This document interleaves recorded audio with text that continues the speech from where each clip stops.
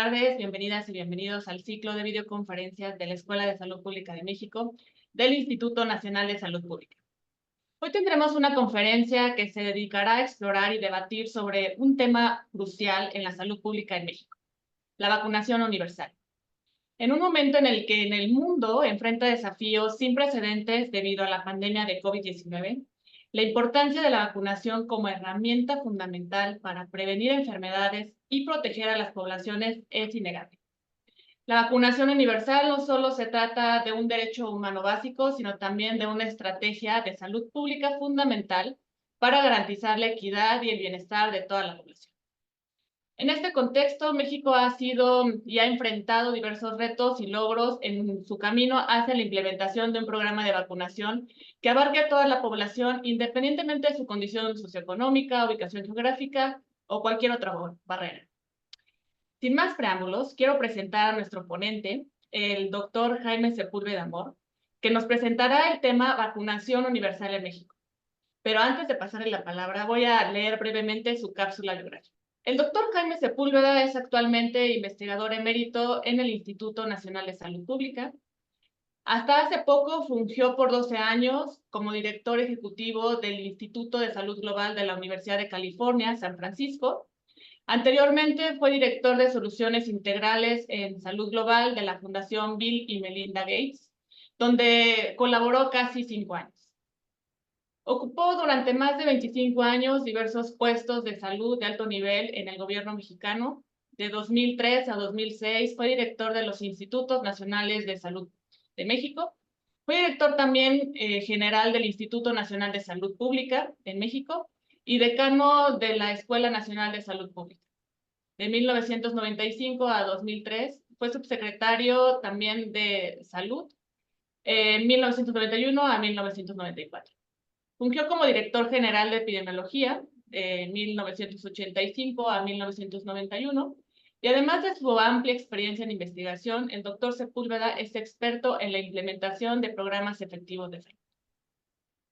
En febrero de 1986, el doctor Sepúlveda fundó el Consejo Nacional de Prevención y Control de SIDA, CONACYDA, y como director general de epidemiología y posteriormente como subsecretario de salud, diseñó el programa de vacunación universal en México, con el que se logró eliminar la poliomielitis, el sarampión y la difteria, aumentando en más del doble la cobertura de la inmunización infantil en un periodo de 2 años. El doctor Sepúlveda es médico por la Universidad Nacional Autónoma de México, la UNAM, y recibió 2 maestrías y un doctorado de la Escuela de Salud Pública de Harvard. Es miembro de la Academia Nacional de Medicina y de la Academia Americana de Artes y Ciencias de Estados Unidos, de la Academia Nacional de Medicina y Academia Nacional de Ciencias de México. Fue investigador nacional nivel 3 del CONACYT por más de 10 años. Doctor Jaime Sepúlveda, muchísimas gracias por aceptar esta invitación y adelante, por favor, con su presentación. Muchas gracias, doctora Saavedra. Es un honor estar con ustedes el día de hoy en este ciclo de videoconferencias de la Escuela de Salud Pública de México, a quien le tengo un muy especial cariño y agradecimiento. El día de hoy voy a presentar algunas ideas y datos duros sobre la situación actual de vacunación en México y trataré de proponer algunas ideas para que a futuro logremos recuperar los niveles de cobertura de vacunación en niños, sobre todo, que algún día tuvimos. Creo que siempre es saludable hacer una declaración de sesgos, de posibles conflictos de interés, si lo hubiera. En mi caso, yo he sido funcionario público por más de 25 años, como ya la doctora Saavedra denotó. Llevo pues casi 2 décadas fuera de gobierno trabajando en fundaciones privadas, Bill y Melinda Gates, o en los últimos 13 años como profesor de epidemiología bioestadística en la Universidad de California, San Francisco. Quiero señalar que no pertenezco a ningún partido político, que nunca he militado en partidos políticos y que las opiniones que hoy voy a expresar aquí son estrictamente de mi responsabilidad y no necesariamente reflejan la posición oficial del Instituto Nacional de Salud Pública. Con esta declaración voy a empezar entonces a presentar eh, unas diapositivas que, por cierto, esta presentación fue ya hecha ante un grupo de expertos hace un par de semanas en la Fundación Mexicana para la Salud. Y la cosa es que la Fundación Mexicana para la Salud me solicitó que hiciera yo esta propuesta y análisis con el fin de presentar los resultados a quien resultara victorioso de las elecciones el próximo junio de 2024. Es por eso que me pareció de interés particular mostrarles a ustedes lo mismo, exactamente lo mismo que presenté ante un comité de unos 20 expertos para recabar sus opiniones sobre los aciertos o errores de esta presentación que voy a hacer ante ustedes. Sin más preámbulo, me voy a permitir entonces compartir esta presentación que hiciera, como dije, hace un par de semanas a un grupo de expertos mexicanos. Esto entonces es parte de unas mesas de diálogo hacia una propuesta de políticas públicas de salud para la próxima administración. Y lo intitulé Programa de Vacunación Universal en México, recuperar lo perdido. Y voy a explicar la razón por la cual me refiero a recuperar lo perdido. Esta presentación la hice junto con mi colega Miguel Betancourt Cravioto. Son 10 puntos los que voy a tratar de abarcar en los próximos 30 a 40 minutos máximo. Una visión del por qué. ¿Por qué estamos proponiendo recuperar un programa de vacunación universal? Voy a hacer una muy breve alusión a antecedentes históricos. Luego, el concepto de equidad inmunológica, que es un concepto filosófico muy bello, acuñado por el doctor Jesús Comate cuando fuera secretario de Salud. Voy a hablar de algunos indicadores de salud, de las coberturas actuales de vacunación, un poco sobre el gasto en salud y cuánto costaría la vacunación universal. Alguna alusión sobre vacunación contra COVID-19, porque creo que también tenemos que pensar en vacunación en adolescentes y en adultos como parte de una vacunación universal. Del fondo rotatorio de la Organización Panamericana de la Salud como una opción para adquirir nuestras vacunas. Y el muy importante concepto de soberanía vacunal. ¿Por qué México tendría que dejar de depender a futuro de la disponibilidad de vacunas de otros productores en el extranjero? Finalmente, lecciones y recomendaciones, y las voy a dividir entre las de corto plazo y las de mediano plazo. Visión. La visión es lograr que todo mundo, y ese es el concepto de universalidad, tengan acceso equitativo a vacunas seguras y efectivas mediante una política nacional de vacunación. Y esta política tiene que ser una política de Estado, no del gobierno en turno. Tiene que tener continuidad. Y esta política debe promover la salud, la igualdad, bienestar de todos los ciudadanos, contribuyendo a la prevención de enfermedades y al fortalecimiento de la salud pública en el país. Señalamos dos metas. Una agenda de estabilización, digamos, esta es la agenda urgente que implica recuperar las coberturas de esquema completo de vacunación en preescolares para el año 2026. Segundo, una agenda de excelencia de mediano plazo.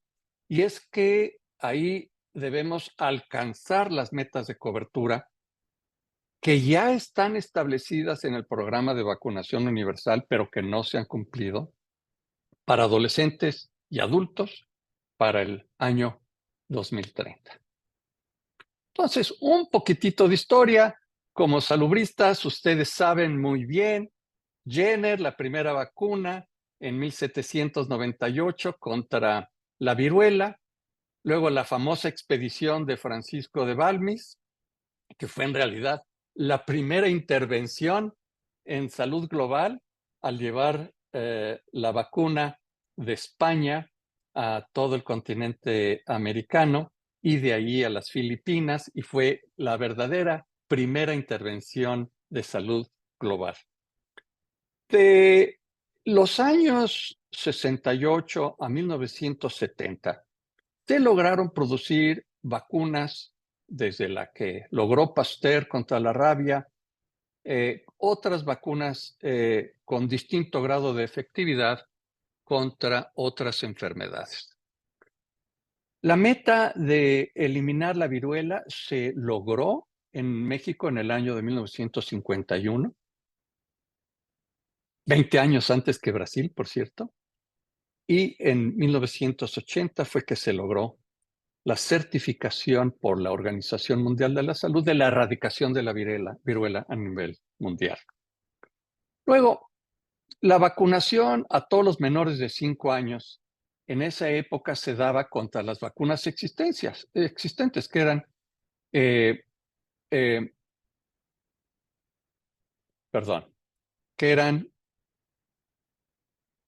contra tosferina, poliomielitis, sarampión, tuberculosis. Los días nacionales de vacunación se establecieron en México en el año de 1985 y logramos finalmente eliminar la poliomielitis en el año de 1990. Y creo que es de lo que yo más derivo orgullo en mi vida profesional, fue la eliminación de la poliomielitis junto con otras enfermedades, posteriormente sarampión y difteria. Todo esto bajo el liderazgo del maestro Jesús Kumate. Déjenme platicarles brevemente esta triste historia de la epidemia de sarampión en 1989. Pero antes, déjenme platicarles que en 1985 pudimos hacer en la Dirección General de Epidemiología, en donde yo era director, la primera encuesta seroepidemiológica nacional. Y para nuestra sorpresa, vimos que los registros administrativos decían que teníamos cobertura contra el sarampión de 80%, pero en realidad la cobertura por vacunación era de 31%. Estaban inmunes otro 23% de niños por infección natural, pero había casi 1 de cada 4 niños que estaban susceptibles. Y fue la acumulación de varias cohortes de nacimiento de este grupo que no tenía inmunidad ni por infección previa ni por vacunación, que provocó que en el año 1989 hubiera una epidemia pavorosa de sarampión en nuestro país, en donde fallecieron más de 6,000 niños preescolares. Yo creo que la más grande tragedia en esa época en salud pública. Bueno, pues se dio que esta epidemia pavorosa dio pie a la creación de el programa de vacunación universal instaurado por el doctor Jesús Kumate como secretario de Salud, con la meta de tener todas las vacunas para todos los niños. Y se hizo una campaña a nivel nacional realmente extraordinaria, movilizando a más de 800,000 voluntarios para alcanzar hogares, escuelas, sitios de reunión y lograr que en 2 años se alcanzara la cobertura universal con las vacunas existentes en ese momento. Estamos hablando de los años 90. Y bueno, en la segunda encuesta seroepidemiológica nacional en el año 2000 ya nos indicó que en efecto se habían alcanzado coberturas del 94% prácticamente de niños protegidos contra el sarampión por vacuna. Quedaban un casi 5% de niños que ya estaban inmunes debido a infección y solamente quedaba un 2% de niños que todavía estaban como susceptibles. Es este tipo de coberturas los que debemos intentar alcanzar en años próximos. Muestro esta diapositiva de un artículo de la doctora Vesta Richardson que me parece pues realmente muy conmovedor en cuanto a su impacto medible. Anterior a la vacunación contra el rotavirus en 2007, lo que teníamos año con año eran estos picos estacionales con muertes por diarrea en niños preescolares, una alta mortandad. La introducción de la vacuna a los pocos meses y años posteriores logró abatir la mortalidad por este enterovirus. El concepto de equidad inmunológica es un bello concepto filosófico del doctor Jesús Kumate, que por supuesto incorporamos como nuestra estrella del norte, nuestra estrella polar que nos daba un sentido de dirección. Es que la epidemia del 89 fue el disparador del programa de vacunación universal con el que se logró materializar efectivamente el concepto de equidad. Y en nuestras vidas profesionales, pues va a ser la equidad inmunológica la única que posiblemente alcancemos de manera total, universal en salud. Y la idea es que todas las personas, independientemente de sus características demográficas o económicas, tengan igualdad de acceso y oportunidades para recibir vacunas y desarrollar una protección inmunológica adecuada. Veamos algunos indicadores de salud en el pasado. Vean ustedes que a principios de los años 80, antes de que introdujéramos las sales de rehidratación oral, había una altísima mortandad en menores de 5 años por enfermedades diarreicas. Y esa era la principal causa, pero había otras causas también por enfermedades prevenibles por vacunación como causa de muerte en niños preescolares. Entonces aquí estamos hablando mortalidad en niños menores de 5, de 1 y recién nacidos, con estos colores.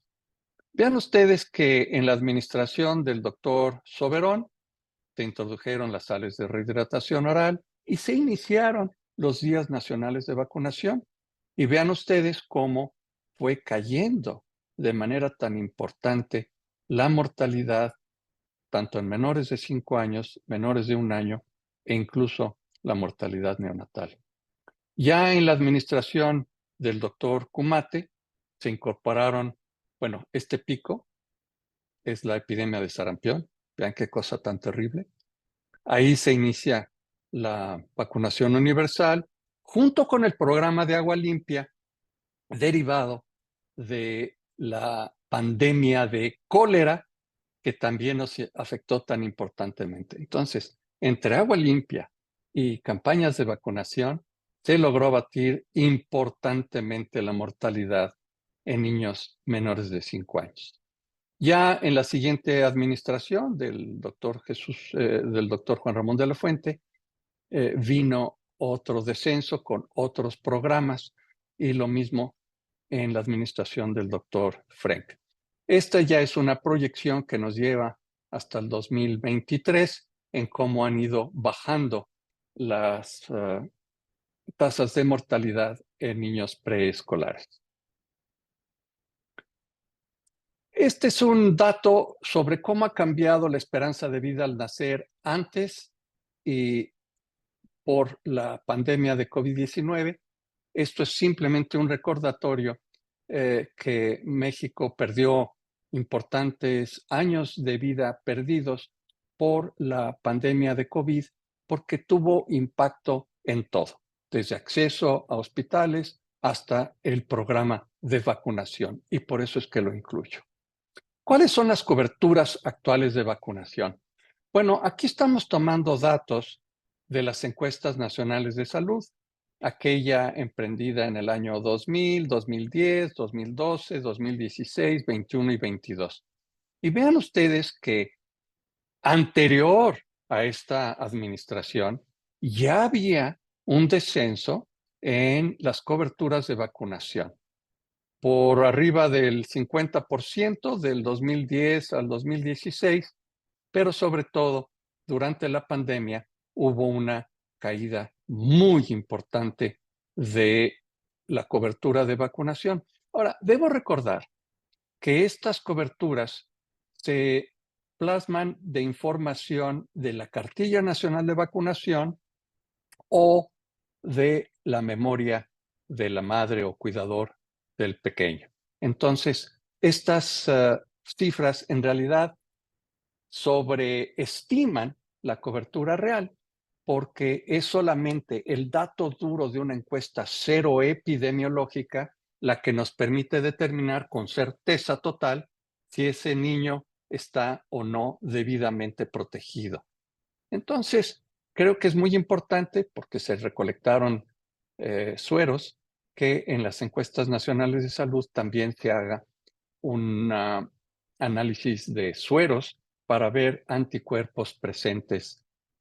Entonces, lo que quiero decir con esto es que ya son muchos años previos a esta administración que ha habido una disminución de las coberturas de vacunación y que la pandemia lamentablemente tuvo un impacto importante en esas coberturas que ahora hay que recuperar a la brevedad posible. Aquí hago simplemente vacuna por vacuna. ¿Cuáles son las coberturas? BCG anteriormente era la vacuna con mayor cobertura y cómo ha ido cayendo de nuevo con base en las encuestas nacionales de salud y nutrición. Este es para sarampión y rubiola, primera dosis, tercera dosis de difteria, pertussis, tétano. Entonces, para cada una de las vacunas, incluyendo para rotavirus, tenemos una diferencia entre lo ideal, la meta, y lo realmente cubierto. Lo mismo para hepatitis B y para neumococo.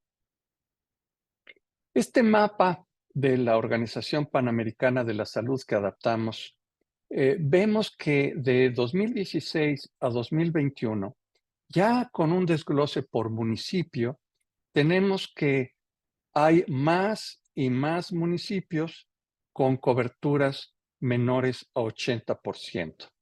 Es decir, coberturas de 95 y 100% ya son relativamente pocos los municipios que se tienen adecuadamente cubiertos. Ahora, obviamente, la baja de las coberturas de vacunación predispone a un aumento en enfermedades prevenibles por vacunación, lógicamente. Este es un reporte de meningitis tuberculosa, hepatitis, tétanos, neumococo. Todo esto derivado del anuario de morbilidad de la Dirección General de Epidemiología. Estos son datos oficiales. Tenemos un aumento de meningitis tuberculosa, de hepatitis, en este caso se están refiriendo a hepatitis tipo A, creo. Aquí estamos hablando de tétanos en niños menores de 5 años, casos de neumococo.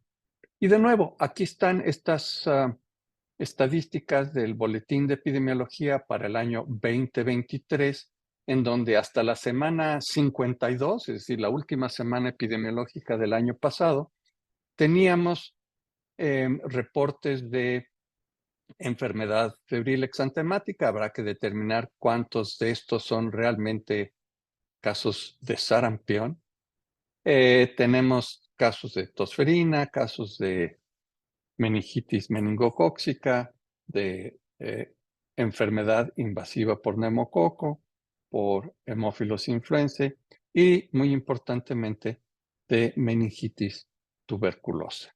Entonces, todas estas son enfermedades prevenibles por vacunación que han tenido un aumento a la semana 52 del año pasado. Ahora, se pregunta uno, ¿cuánto costaría vacunar a todos los niños en México? Y la verdad es que México tendría perfectamente la capacidad de comprar todas las vacunas para todos los niños e iniciar un buen programa para adolescentes y adultos. Miren ustedes, yo trabajé en la Fundación Bill y Melinda Gates representando la fundación ante Gavi, de donde fui electo, por cierto, vicepresidente de Gavi y director del comité ejecutivo. Entonces, esto lo conozco muy bien porque Gavi obtiene precios extraordinarios por compras masivas de vacunación. El esquema completo es de $50, que son más o menos 900 pesos, lo que costaría un esquema completo por niño a precios de Gavi en el año 2020. Entonces, para toda la cohorte de nacimientos de México, que son más o menos casi 2 millones, 1.9 millones de nacidos vivos, estamos hablando que el costo total sería más o menos 1,600 millones de pesos. Vacunar a todos los niños con todas las vacunas. Claro, eso es si fuera a precios de Gavi. Si hablamos de los precios del fondo rotatorio de la Organización Panamericana de la Salud, el esquema completo costaría más o menos el doble que para vacunas Gavi.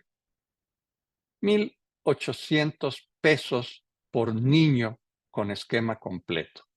Es decir, para el país, si tuviéramos acceso al fondo rotatorio de la OPS, el costo total para vacunar a las cohortes de cada año sería de 3,400 millones de pesos.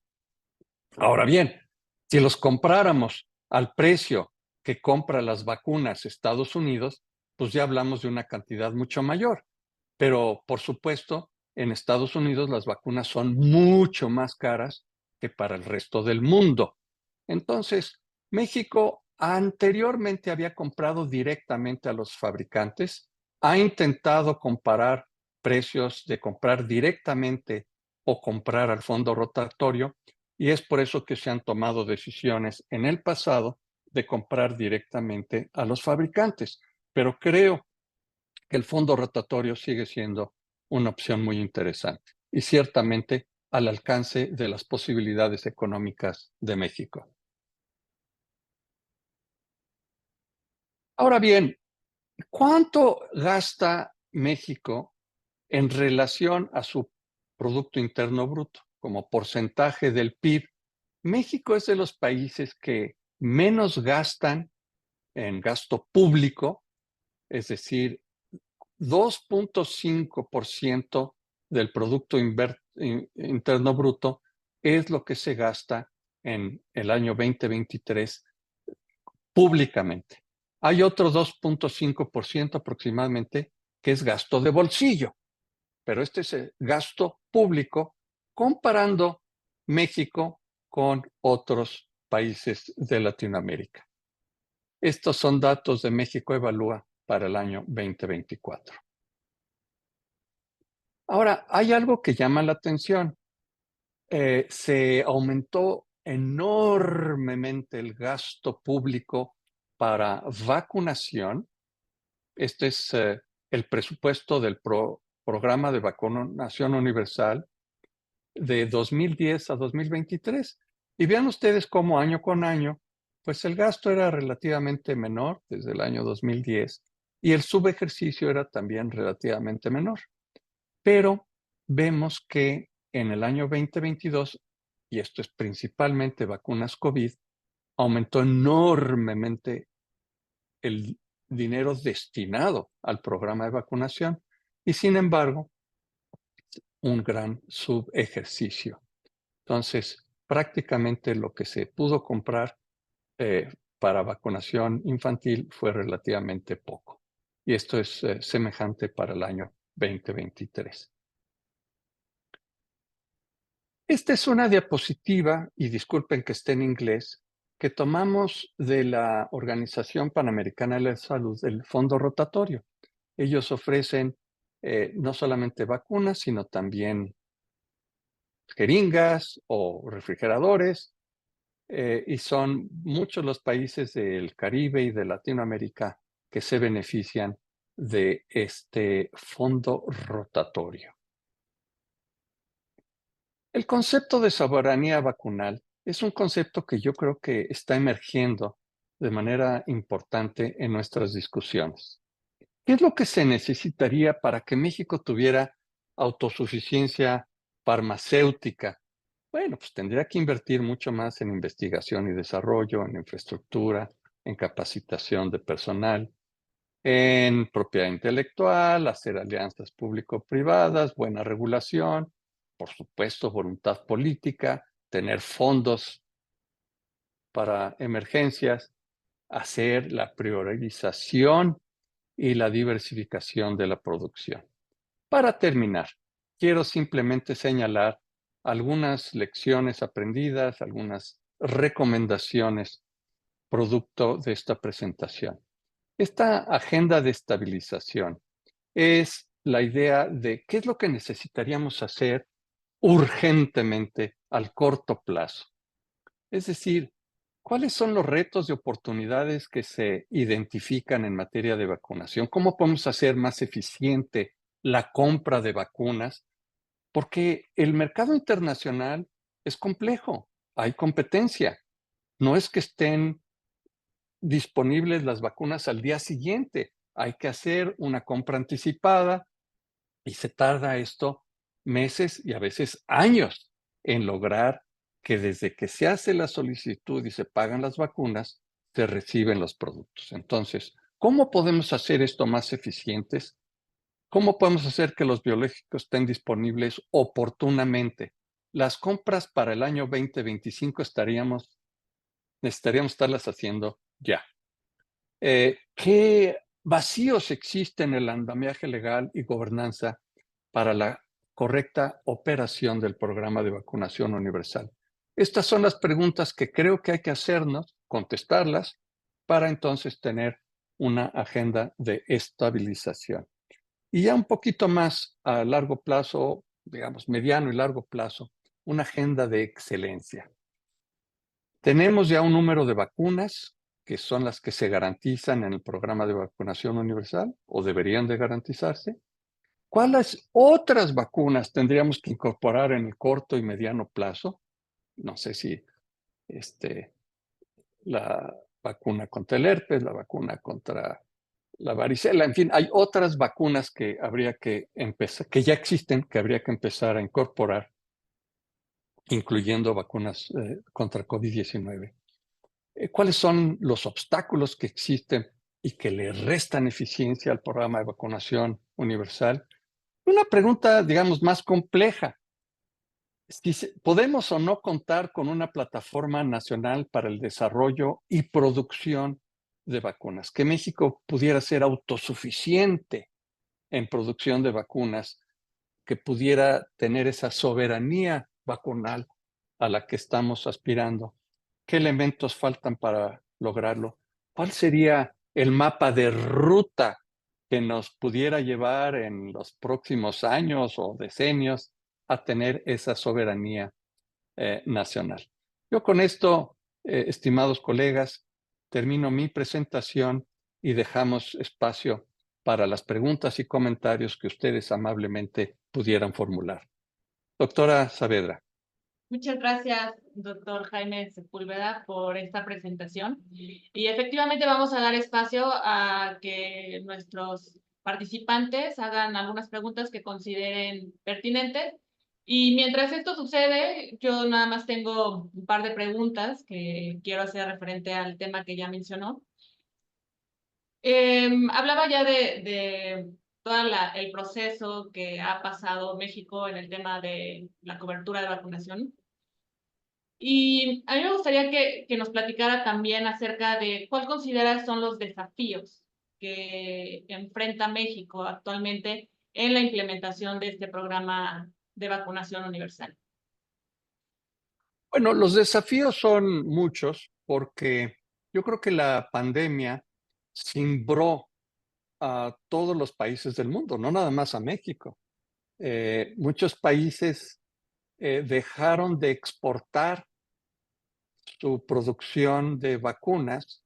Ciertamente, en el caso de COVID-19 vimos la triste experiencia que los países que producían vacunas decidieron conservarlas para su población nacional. Y eso nos dejó pues en una indefensión porque no había manera de conseguir vacunas en un principio. Otros países como India disminuyeron la producción de vacunas infantiles para concentrarse más en la producción de vacuna de COVID-19. Otro ejemplo. Todo eso afectó el mercado mundial de adquisición de vacunas.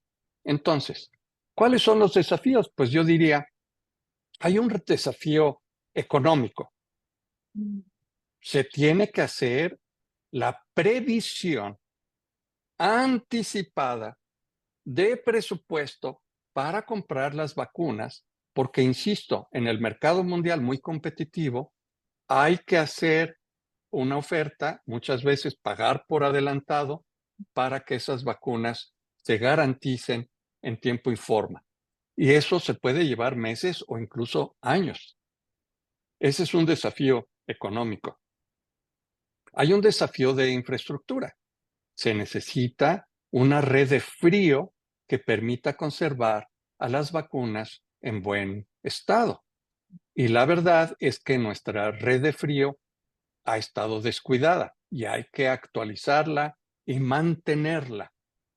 Hay un desafío de capacitación de personal.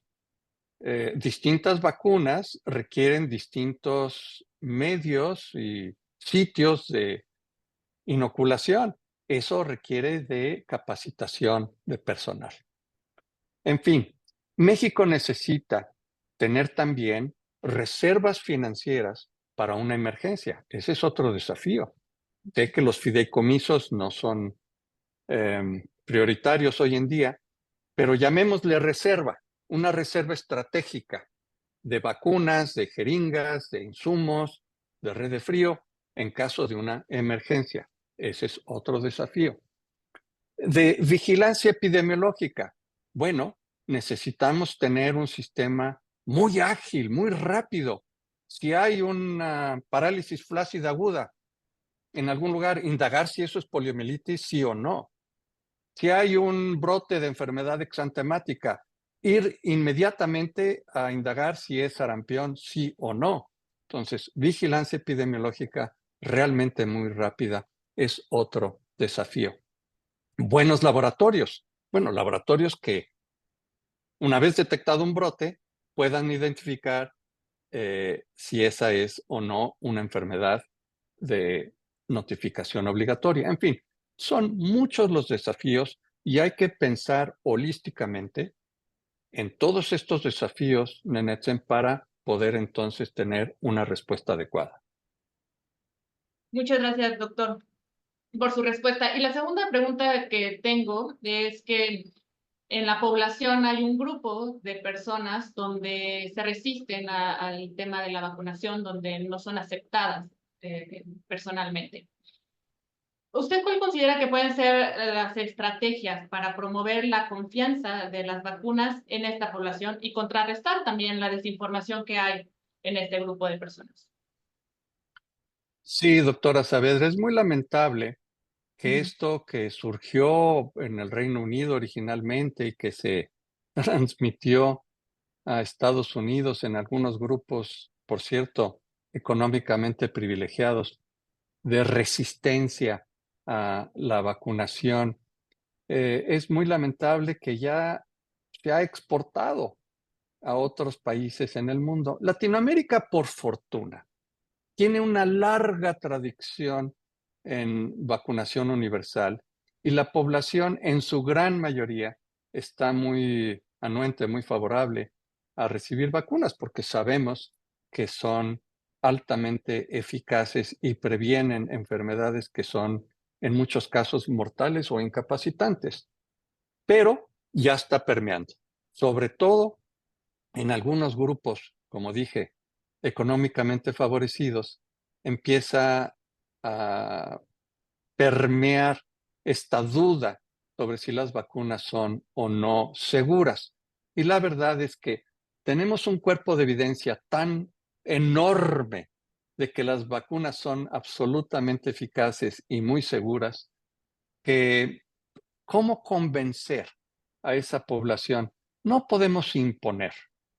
Es por convicción, es por persuasión, es por demostración que creo que lo lograremos, pero sí va a requerir de una campaña inteligente, bien dirigida a las audiencias en donde hay que tener impacto. Muy bien, voy a dar paso a algunas preguntas que nos han estado haciendo aquí en nuestra herramienta de chat. Luis Rangel pregunta, ¿cuál es el riesgo de la población mexicana en niños contra adultos en relación a los nuevos casos de sarampión? ¿Cuál es el riesgo? El riesgo es que toda esa población susceptible, porque se han ido acumulando cohortes de niños que no han recibido vacuna contra el sarampión, y ese es un grupo que susceptible por no haber tenido sarampión previo o no haber sido vacunado contra el sarampión.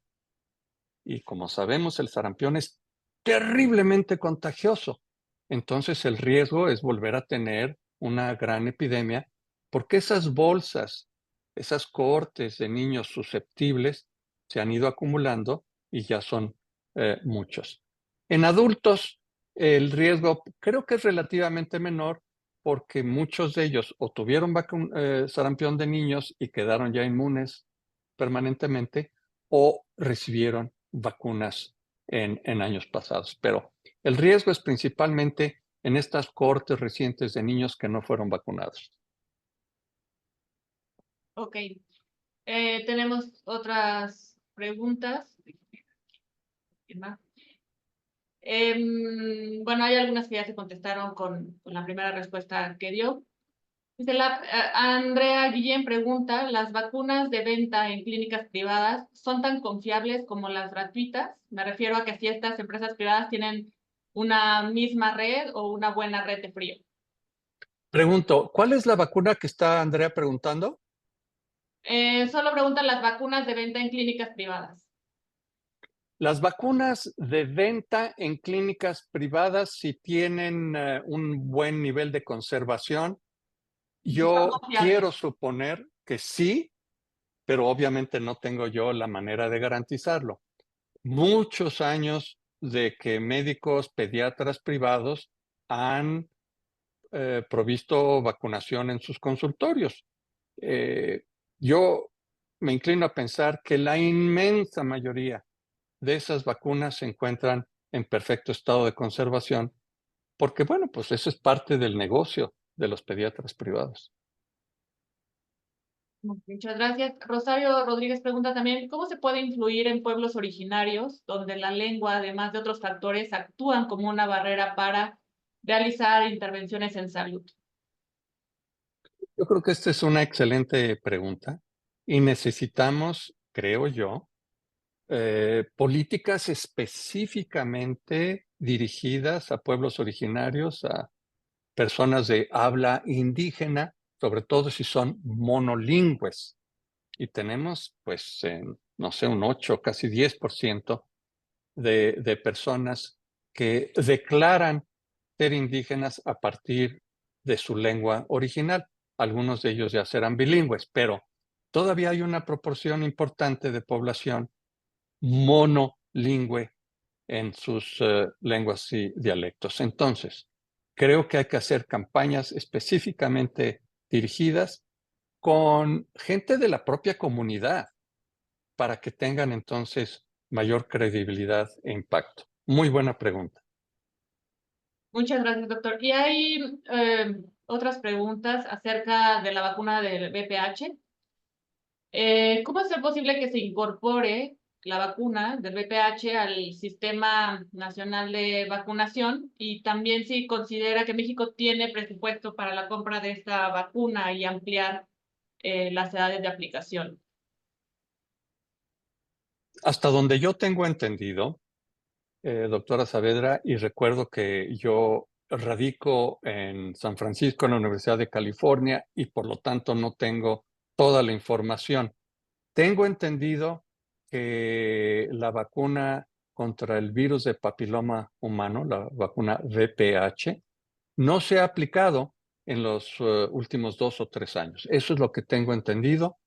Y esto creo que hay que darle remedio a la brevedad, porque pues es una vacuna extraordinariamente efectiva para prevenir el cáncer cérvico-uterino y por tanto es una obligación el dar este recurso preventivo a, a niñas y niños, si fuera posible, pero por lo menos enfocarnos en niñas y si tienen o no presupuesto actualmente lo ignoro. Rodrigo Saucedo pregunta, ¿cómo lograr una ampliación de cobertura para la vacunación universal para la prevención de enfermedades respiratorias como influenza, COVID y virus sincicial respiratorio?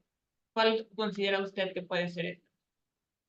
Bueno, esta es una muy interesante pregunta, porque en efecto estamos hablando de 3 virus respiratorios que son distintos: el virus de influenza, el virus SARS-CoV-2 y el virus sincicial respiratorio, cada una de las cuales tiene su propia vacuna. La vacuna de influenza es una vacuna que varía mucho estacionalmente el virus y por lo tanto requiere de una inmunización anual. Entonces, hay que enfocarnos en aquellos grupos que tienen un mayor riesgo de padecer una consecuencia seria por influenza. Hay que vacunar a madres embarazadas, así proteger transplacentariamente a los bebés. Hay que vacunar a los bebés y hay que vacunar ciertamente a todos los adultos, sobre todo adultos mayores. Eso es una necesidad imperiosa. En el caso de virus de COVID-19, bueno, pues ya sabemos, los virus mutan y hay que recibir refuerzos de vacuna periódicamente en toda la población, no nada más en adultos. Hay que pensar en niños también, que aunque no sufren una enfermedad tan seria como los adultos, ciertamente pueden fallecer o tener un cuadro serio o ser transmisores para sus seres queridos mayores. Entonces, hay que vacunar a niños y adultos. El virus sincicial respiratorio es otra historia. Es una vacuna muy reciente que ha probado ser efectiva en adultos y en niños hubo un episodio años atrás que dejó un mal sabor de boca de vacunación en niños con una vacuna previa. Entonces yo diría, virus sincicial respiratorio, sí hay que vacunar a los adultos, que es una vacuna nueva, como otro de los virus respiratorios que causan serios problemas de salud. Muchas gracias, doctor. Marco Antonio Rojas lo felicita por la ponencia y pregunta, ¿considera alguna enfermedad en México como prioridad para su cobertura o incluirla en el esquema completo? Y teniendo en consideración el PIB asignado a salud, ¿se puede lograr esto considerando la infraestructura también humana y material? Es difícil decir cuál es la enfermedad prioritaria prevenible por vacunación, pero bueno, si me obligaran a decir cuál, yo diría que la vacuna contra el sarampión es absolutamente urgente porque eso puede producir una enorme mortandad en niños, sobre todo en niños vulnerables, en niños desnutridos, es en donde causa una mayor letalidad el virus del sarampión. Pero bueno, no me quiero imaginar que tuviéramos un resurgimiento de poliomielitis, ¿verdad? Eso sería inconcebible. Entonces es muy difícil decir cuál es la vacuna prioritaria, pero esas dos ciertamente ocuparían un alto nivel. Y si México está preparado, pues ya vimos los costos relativos. Son perfectamente asequibles al presupuesto nacional tener todas las vacunas para todos los niños. Muchas gracias, doctor. Y con todo esto que nos ha presentado y de lo que ha hablado y usted ha analizado, tengo una pregunta también. ¿Cuáles considera usted son los retos logísticos y de distribución asociados a esta vacunación universal en México y que la mayor parte de la población pueda tenerla, pueda aprovechar? Bueno, creo que ya hice alusión a retos logísticos al hablar de desafíos. Hablamos de que una vez, vamos a suponer que ya se tiene el presupuesto asignado y que se lograron hacer compras con anticipación para tener todas las vacunas del esquema completo de inmunización. Vamos a suponer que ya están en una bodega central. ¿Cuáles serían los retos logísticos para su distribución? Es la pregunta. Bueno, pues ahí creo que hay que hacernos valer del aparato público con las instituciones ya existentes, el IMSS, el ISSSTE, la Defensa, la Marina, Pemex, las instituciones públicas que ya existen. Pero también habría que aprovechar algún mecanismo de distribución privada. En los días nacionales de vacunación nos apoyamos en muchos mecanismos de distribución de refresqueras, por ejemplo, que llegan a todas partes del país. No hay tiendita en pueblo rural que no tenga refrescos. Bueno, distribución de hielo, distribución de la vacuna. Yo creo que sí hay que pensar en una mezcla público-privada para la distribución de vacunas, mientras se consolida un sistema público eficiente, que en este momento no tenemos. Entonces, el otro reto logístico es tener una buena red de frío que asegure la conservación de esas vacunas. Y, ya lo dije, el otro reto logístico es la capacitación del personal de salud. Sí, una pregunta que va relacionada con esto. Pregunta Gloria. ¿Usted conoce cómo va la producción de vacunas propias y en la UNAM? No tengo ninguna información sobre producción local. Sé que se logró envasar y que existe cierta capacidad en un laboratorio privado. Hay capacidad nacional para la producción de vacunas animales, que ese ojalá se aproveche para la producción de vacunas humanas. Hasta donde yo sé, por otro lado, es una infraestructura relativamente pequeña y eso habría que amplificarlo por 100 para lograr tener producción nacional de todas las vacunas. En la UNAM no tengo la menor información de que estén produciendo vacunas, lo dudo mucho. Es posible que haya investigación sobre desarrollo de alguna vacuna, pero no hay producción en la UNAM de vacunas. Bueno, vamos a hacer la última pregunta, ya para cerrar la presentación. Dice, es evidente, en el contexto actual es evidente que la inversión en investigación y desarrollo, así como la fabricación de vacunas, es esencial para la soberanía en vacunación. ¿Podría compartirnos sus ideas sobre cómo se pueden alinear las políticas públicas y las adquisiciones públicas para fomentar y facilitar eficazmente la inversión en estas áreas críticas? ¿Y existen estrategias o modelos que hayan demostrado ser exitosos en este sentido? ¿Y cómo podrían implementarse en nuestro contexto actual? Es parte de la presentación que estoy haciendo. en donde se necesitan, digamos, la coincidencia de factores de voluntad política, porque si no existe un mandato del más alto nivel para hacer de esto una prioridad nacional, no va a funcionar. Así fue con el doctor Comate en su momento en esa administración. Se necesita tener el dinero, hay que hacer esa reserva presupuestal y no de administración en administración, tiene que ser una política de Estado, de largo aliento. Eh, Insisto, hay que invertir también en vigilancia epidemiológica, en laboratorios, en distribución, en red de frío. Es decir, es un conjunto de factores que permitirían, todos y cada uno de ellos sumados, sinergias, estar actuando al propio tiempo con muy buen liderazgo, con muy buena capacitación, porque a nosotros el programa de vacunación universal nos llevó 2 años, pero ahora son más vacunas. Entonces, el reto es incluso mayor, la población de niños también es mayor. Entonces, creo que sí se puede. El mejor ejemplo es que ya lo hicimos en México y hay otros ejemplos en el mundo que tienen cobertura universal. Entonces, sí se puede, hay que hacerlo y hay que conocer cuáles son los retos e ir venciendo uno por uno para que en la próxima administración tengamos un programa de vacunación universal como el que México se merece.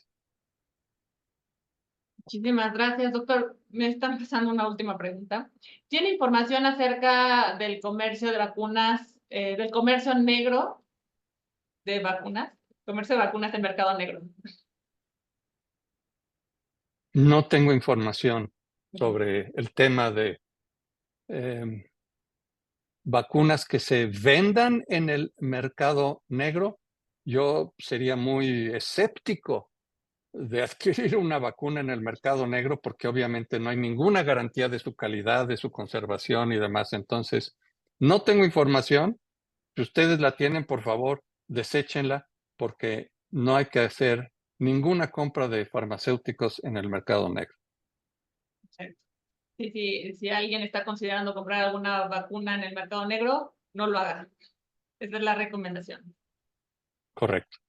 Pues, doctor Jaime Sepúlveda Amor, muchísimas gracias por esta presentación y por esta conversación. Le agradecemos lo que nos compartió. Hay muchas felicitaciones y mucho agradecimiento por esta ponencia. Le compartimos también su constancia de participación y esperemos que pronto nos pueda volver a dar algún otro tema, que me parece que su expertise es muy amplio y seguramente en otro tema también nos va a ilustrar con sus conocimientos. Y quiero también, antes de cerrar la sesión, invitarlos al curso de Salud Global, Diplomacia, Arquitectura y Financiamiento que el doctor Jaime Sepúlveda estará impartiendo en el programa de actualización en Salud Pública y Epidemiología PASPE y que el próximo 10 de abril abriremos nuestra convocatoria. Aquí está la información para todos los que les interese que el doctor Sepúlveda sea su docente en este tema en específico o también compartir algún otro tema que durante el curso él pueda dar. Doctor, muchísimas gracias y estamos en contacto. Gracias a todos por vernos. Hasta luego. Hasta luego.